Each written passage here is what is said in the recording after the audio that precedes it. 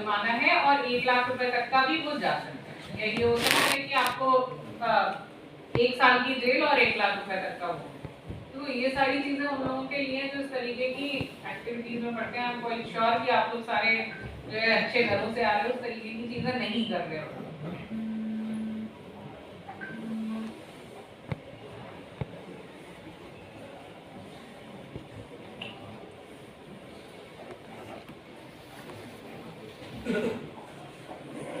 Digital signature के misuse नहीं करने हैं basically. Punishment for cheating, misuse in the sense जो वेरीफाइड कॉपी आती है, बहुत से लोग उसका डिजिटल सिग्नेचर का इन्फ्रिंजमेंट करते हैं, ठीक है। तो ये सब काम में दो ये बहुत टेक से भी लोग करते हैं, आप लोग नहीं करोगे, तो इस तरीके की चीजों में खुद को इन्वॉल्व नहीं करना है। बेसिकली अगर मैं पेनल्टी की स्लाइड में 2 लाइन में बोलूँ तो कुछ काम आपको नहीं करने हैं। एक जो डॉक्यूमेंट आप स्कैन कर रहे हो वो तो आपका सेव नहीं होता है, बट अगर आप पीडीएफ यूज करते हो अपलोड करने के लिए पिक्चर पीडीएफ, वो अपने डेस्कटॉप पे मत रखो, उसको डिलीट करो।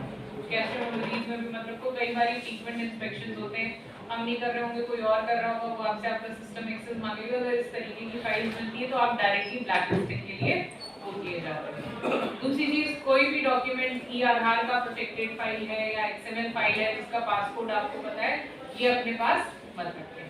इसकी आपको कोई रिक्वायरमेंट नहीं है। रेसिडेंट की समस्या ये है, रेसिडेंट अपने लेवल पे हैंडल करेगा। इंडिविजुअल रेसिडेंट का ई आधार या एक्सएमएल फाइल अपने उस पर रखने की कोई जरूरत नहीं है, ठीक है। तीसरी और सबसे इम्पोर्टेंट चीज, किसी भी तरीके का फेक डॉक्यूमेंट मत बनाइए। ऐसे बहुत से बीसी पॉइंट्स पे पाया गया है कि वो प्रधान के साथ सेटिंग कर लेते हैं, तो फर्जीवाड़ा चल रहा है, धड़ल्ले से आधार पे एड्रेस अपडेट हो रहे हैं। तो जब मल्टीपल एक आईडी से आप 100 एप्लीकेशन आपकी यूआईडीआई फॉर्मेट पे आ रही है, तो ये तो विजिबल है ना भाई। आपके यहाँ पे रोज 10 एड्रेस अपडेट हो रहे हैं और सारे के सारे परफॉर्मा पे हो रहे हैं, तो ऐसा तो नहीं होगा कि उस गांव में किसी के पास कोई और एड्रेस नहीं है। तो ये सारी चीजें पकड़ में आने लगती है। जब एक बार ऑफेंसेस पकड़ में आते हैं तो फिर आपके ऊपर पेनल्टी लगती है और उसी हिसाब से चार्जेस भी आपके डिडक्ट होते हैं। आपको कभी भी देखते ही होगा पेनल्टी पैकेज कैसे आते हैं।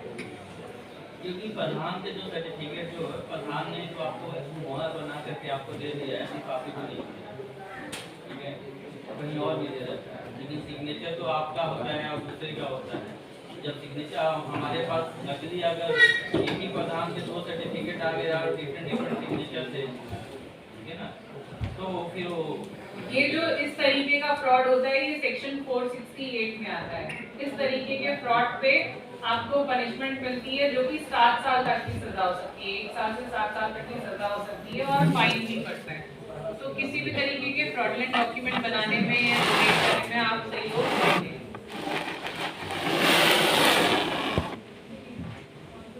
कोई ऐसा अब आप क्वेश्चन पूछ सकते हैं, जो भी आपकी समस्याएं आप उससे संबंधित हैं। डॉक्यूमेंट अपडेट करना है। मान लीजिए किसी रेसिडेंट ने 2 साल पहले कुछ नाम, जन्मतिथि या एड्रेस वगैरह कराया है, उनको भी अपडेट करना है या उनकी यानी तो मैंने पहले ही बोला कि तुमने 10 साल से अपने आधार इवन जो रेसिडेंट का आपको फॉर्म भरवाते हैं, फॉर्म में भी रेसिडेंट अपना आधार नंबर लिखता है।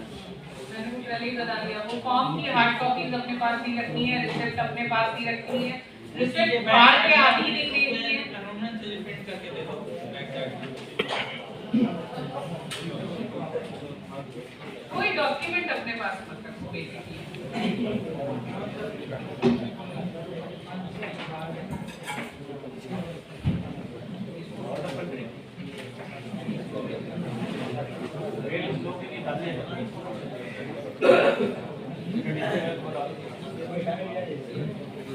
देखिए, आप किसी की कोई समस्या है तो पूछ लीजिए, वरना आप लोग भी निकल जाइए, हम लोग भी निकल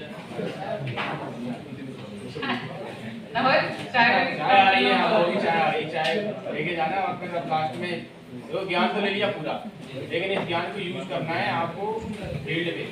यूज करने का मतलब मैं अभी प्रोजेक्ट चल रही है तो फिगर दिखाता है, कुछ लोग दिन भर में एक फोटो एंटर करते हैं।